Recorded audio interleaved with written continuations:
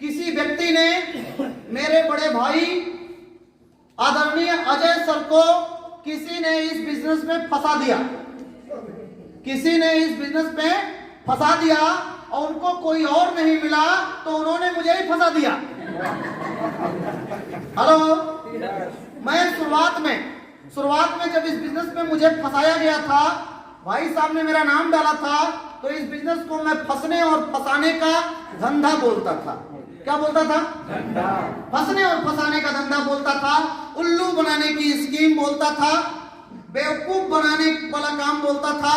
मैं कभी कभी ये सोचता था कि अगर मेरा कभी दीन दशा खराब हो गया, अगर मेरा कभी कंप्यूटर का धंधा बंद हो गया तो मैं नौकरी कर लूंगा, और भाई तुम्हें अगर नौकरी नहीं मिलेगी तो मैं बूट पॉलिश कर लूंगा, सब्जी बेच लूंगा, मूंगफली बेच लूंगा, लेकिन ये नेटवर्किंग फेटवर्किंग नहीं करना, आरसीएम फारसीएम नहीं करना। मैं इसका पक्का विरोधी था।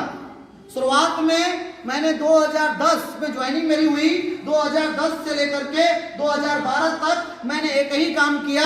लोग कहते थे जय आरसीएम और मैं बोलता था आरसीएम फारसीएम। लोग कहते थे आरसीएम में से कार आएगी, मैं बोलता था आरसीएम से कार नहीं है, आरसीएम बेकार है, बेकार है, बेकार है। हेलो, लोग बोलते थे कि आरसीएम करोगे तो अकाउंट में पैसा आएगा, और मैं कहता था कि कुल अकाउंट, आधार कार्ड, पैन कार्ड सब मांग रहा है, कहीं इसमें से न कुल चला जाए। जो सच्चाई है यही, मतलब सीरियस में था। मैं इन सब चीजों को एकदम 2% का काम समझता था। क्यों? क्योंकि 2010 में जब मेरी ज्वाइनिंग हुई थी तो उस समय भारत सरकार ने इसको गाइडलाइन नहीं दिया था, ऐसे काम को कानून बना करके नहीं दिया था। उस समय बहुत सारी कंपनियां आती थी, भागती थी, लोगों के करियर के साथ, लोगों के परिवार और लोगों के पैसे के साथ खिलवाड़ किया करती थी। इसलिए मेरा इस बिजनेस के ऊपर तनिक भी फेथ नहीं था, तनिक भी फेथ नहीं था। Right sir? जो लोग आज इस बिजनेस को समझने के लिए आए हुए हैं, जो लोग आज इस मीटिंग में बैठे हुए हैं साहब, उन लोगों के और हमारे में अंतर है। क्यों? क्योंकि हम 12 साल पहले, 10 साल पहले जब इस बिजनेस में आए तो कोई सिस्टम काम नहीं करता था, सब उठपटांग सिस्टम था। आज जब इस बिजनेस में आप आए हैं तो इस बिजनेस में आज की मैं बात करूं तो पढ़िए क्या लिखा हुआ है। केंद्र व राज्य सरकार द्वारा भारत में मिली डायरेक्ट सेलिंग उद्योग को गाइडलाइन फिक्की और केपीएमजी के रिपोर्ट के अनुसार 2025 में यह इंडस्ट्री 64,500 करोड़ की होने जा रही है। हेलो, 2025 ये होने वाला है, अर्थशास्त्री फिक्की और केपीएमजी वाले बता रहे हैं, लेकिन अपने सामने ऐसा कोई रेशियो नहीं था। Right sir? यस। और मैं एक सूचना आपको दूं, अभी भारत की जो नेटवर्क मार्केटिंग इंडस्ट्री है, ध्यान से सुनिएगा, थोड़ा सा आंकड़ा बताऊंगा। क्यों करना है आरसीएम को, क्या है आरसीएम, कहां ले जा सकता है आरसीएम। अभी की जो रिपोर्ट है, अभी 2020-21 की जो रिपोर्ट है, भारत की डायरेक्ट सेलिंग का जो कुल टर्नओवर हुआ था वो हुआ था 3019 billion dollar. Hello, 3019 billion dollar का टर्नओवर पूरी सारी कंपनियों का मिलाकर के इंडिया का टर्नओवर था।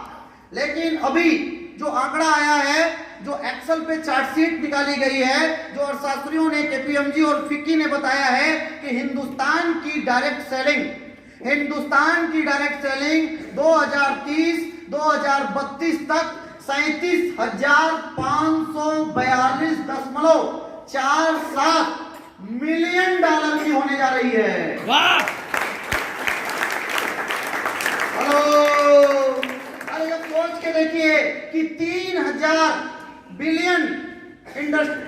बिलियन डॉलर की इंडस्ट्री अगर हुई तो हजारों हिंदुस्तान में कारें आ गई इस डायरेक्ट सेलिंग से। हजारों बंगले बन गए, हजारों कोठियां बन गई, हजारों लाखों लोगों की जिंदगियां बन गई। जब जिस दिन 37,000 मिलियन डॉलर का टर्नओवर होगा तो यहाँ पे बैठा हुआ कोई भी साथी कम से कम तो करोड़पति होगा ही होगा, कम से कम करोड़पति होगा। बात समझ में आ रही है? बहुत बड़ा ह्यूज पोटेंशियल है, बहुत बड़ी अपॉर्चुनिटी है, बहुत बड़ा अवसर है। आप गूगल पे सर्च करिए, आप अपने सीनियर के साथ बैठ करके, आरपी सर के साथ बैठ करके, अचल सर के साथ बैठ करके, अजय सर के साथ बैठ करके इसके पोटेंशियल को देखिए। इसकी इस अपॉर्चुनिटी को देखिए। अगर 2 4 5 साल 10 साल यदि आप इस सिस्टम में यदि आप रगड़ देंगे तो आने वाले करोड़पति आप होंगे। आने वाला जो 2 4 साल के बाद नंबर होगा, ये माइक अरविंद दुबे के हाथ में नहीं, ये माइक आपके हाथ में होगी, आपके हाथ में होगी, आपके हाथ में होगी, आपके हाथ में होगी। हेलो, तो ये होने वाला है।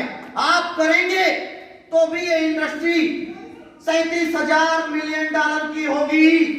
आप नहीं करेंगे तो भी होगी। तो क्यों ना हम भी करके हो जाएं? मौका मिले तो अमीर बनना चाहिए कि गरीब ही रहना चाहिए? तो मौका है।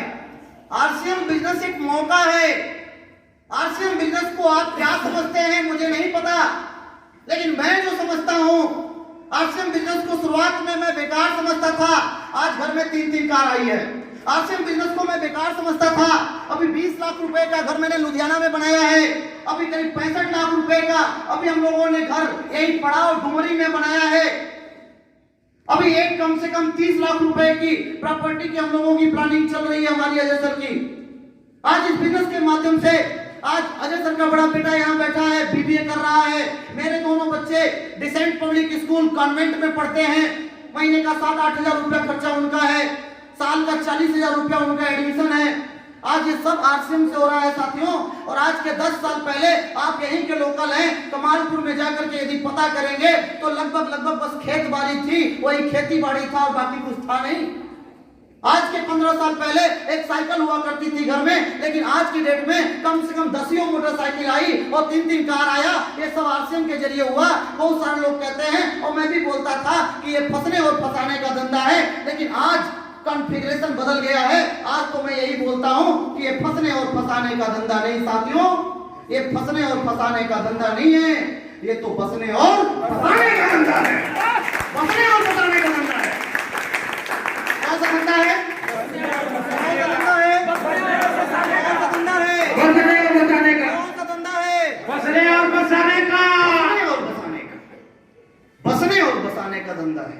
आप बताइए ना, जिस कंसेप्ट से अगर 10 साल में 3 कारें आए, 10 साल में अगर 70-80 लाख रुपए के घर बने, 10 साल में अगर बच्चों की अच्छा स्टैब्लिश हो जाए, और 10 साल में अगर पूरा हिंदुस्तान एक गांव से निकला हुआ अरविंद दुबे को पूरा हिंदुस्तान जानने लगा, गांव से निकले हुए अरविंद दुबे को आज पूरे हिंदुस्तान में माला फूल मिलता है, तालियां मिलती है, सम्मान मिलता है, पहचान मिलता है, तो आप बताइए कि ये फंसने फंसाने का धंधा है कि बसने और बसाने का धंधा है? क्या साहब? बसने और बसाने का धंधा है।